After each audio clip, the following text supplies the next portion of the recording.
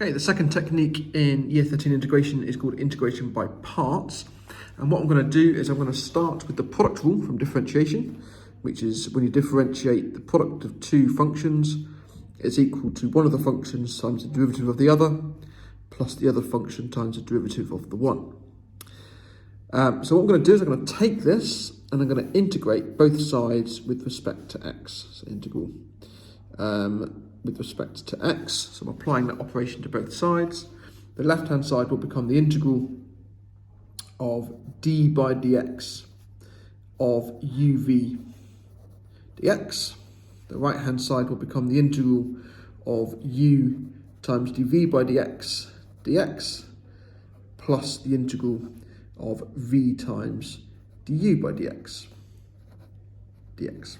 Okay, so I've just integrated each term with respect to x. But what we've got over here is you've got some function, we're differentiating it, and then we're integrating it.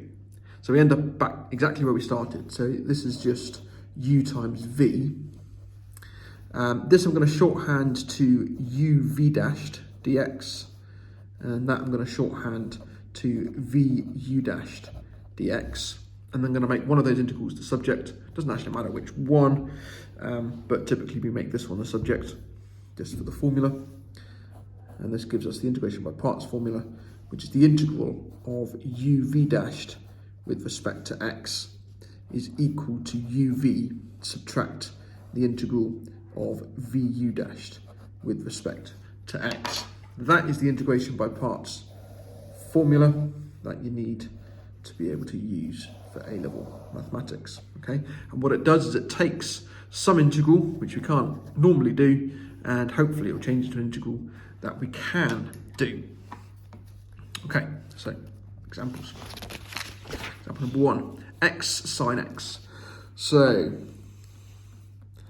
don't forget the integral of uv primed is equal to uv subtract the integral of vu primed, and the integrals are both with respect to x.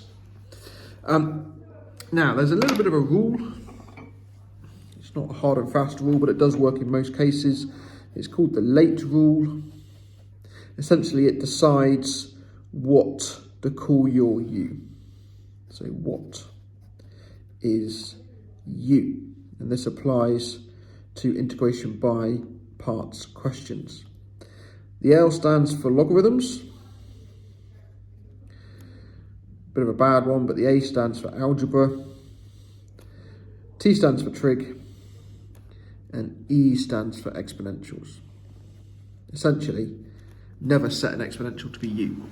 If there's a logarithm there, there's always a u. If there's no logarithm, then set the power of x to be u. So in this case, we've got a power of x. And typically, one of these will be present in an integration by parts question. So you very rarely go into trig.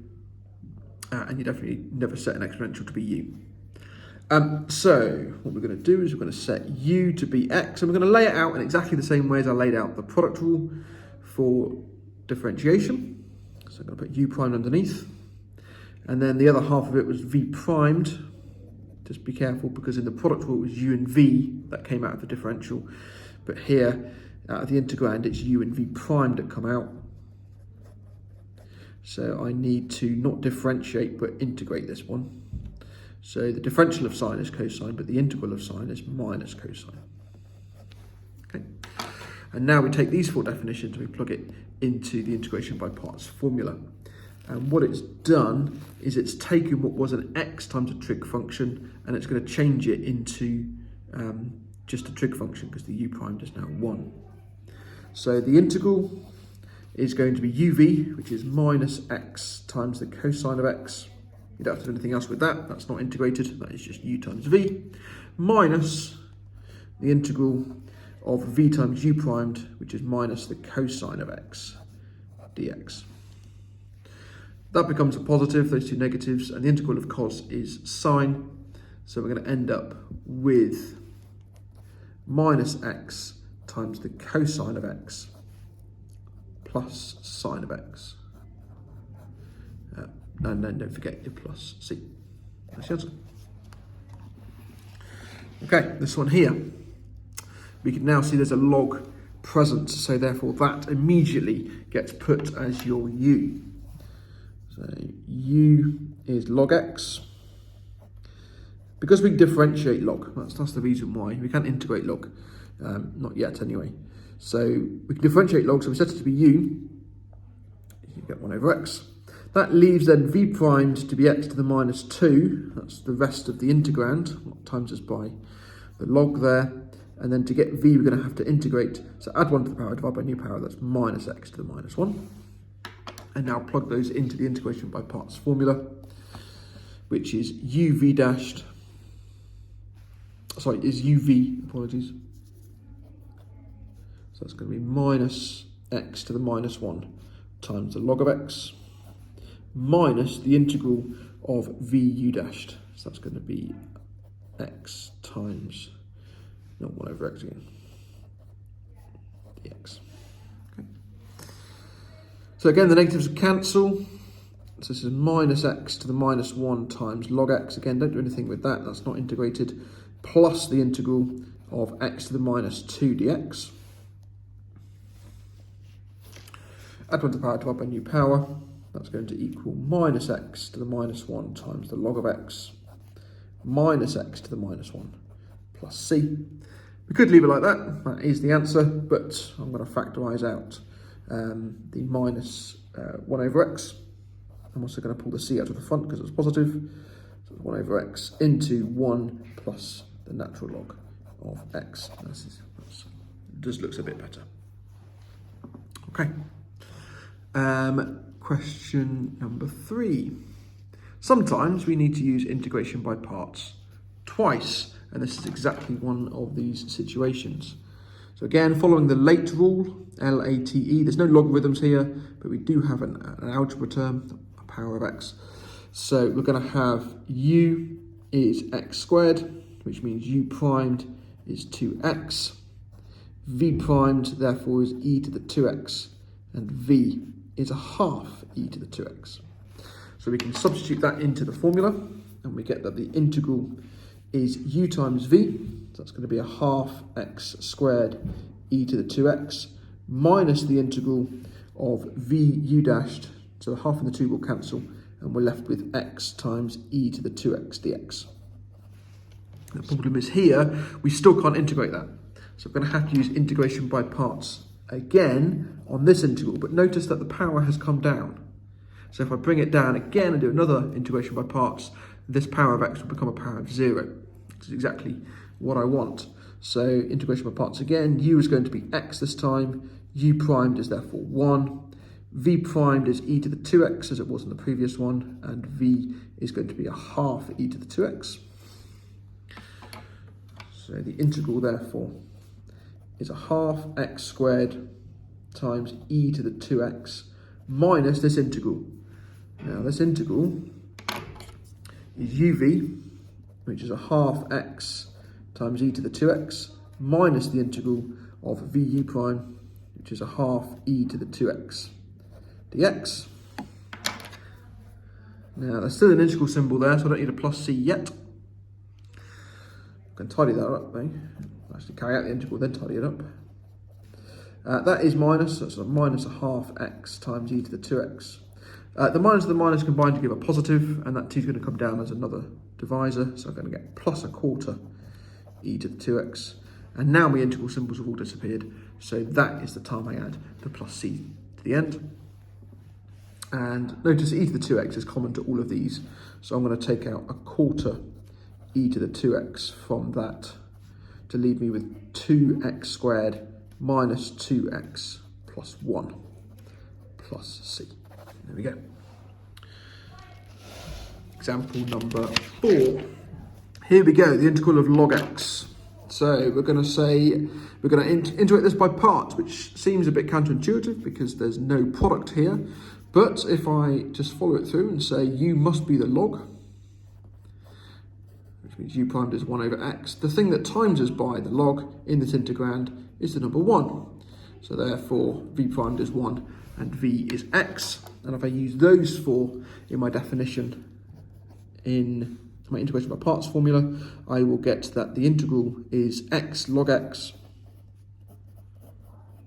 minus the integral of vu dashed, which is x times 1 over x dx. But of course, x times 1 over x is just 1, so I'm integrating 1 with respect to x, which is just x. So it's x log x minus x plus c. And that is the integral of log, and you definitely need to know how to do that. There are a couple other functions as well, which you may need to times it by the number 1 and do integration by parts, but questions will talk you through those. And those are the inverse trig functions.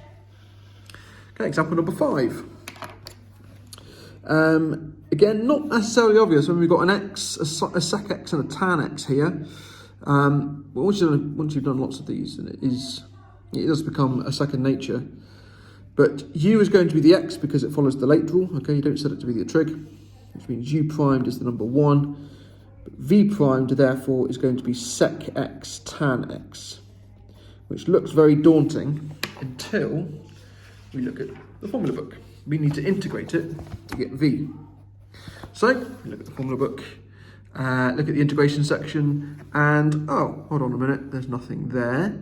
But if I flip it over to the differentiation section, then we can see that there is a sec x tan x in the differentiated column, which means if I want to integrate sec x tan x, I can look here, and it's going to give me sec.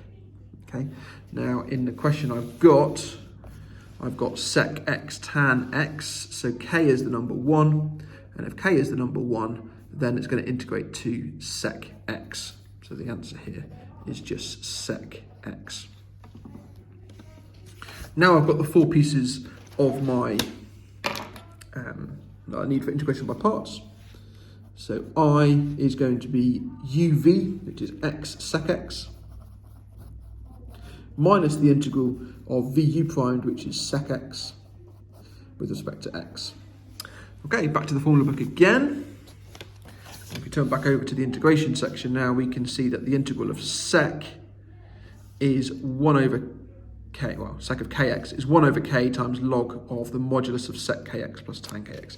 So in this case, k is the number 1, because I'm trying to integrate sec of x. So it's just the log of sec x plus tan x, okay, all modded. So again, it looks a bit daunting, but this one is in the formula book. So I'm going to get sec of x minus the natural log of the mod of sec of x plus the tan of x. Now my integration symbols have gone. Don't forget your plus c. And one final example, the integral of x sec squared x. Again, following late, u is going to be x, which means u primed is the number 1. V primed is your trig, which is sec squared of 2x. And then v, well, we need to integrate sec squared. Unfortunately, again, sec squared is in the formula book. So I want the integral of sec squared of 2x, which means k is 2. And the integral of sec squared of 2x is going to be a half tan of 2x. So I'm going to put a half tan of 2x in there, and that is from the formula book. I think the best way to prove some of these ones would be to differentiate the right-hand side and to show that it equals the left-hand side, if you're interested in that. Right, so now I've got those, I can say that the integral is a half x times tan x, tan 2x, minus the integral of a half times tan of 2x dx. A quick little substitution, and let's say that's the integral of a half tan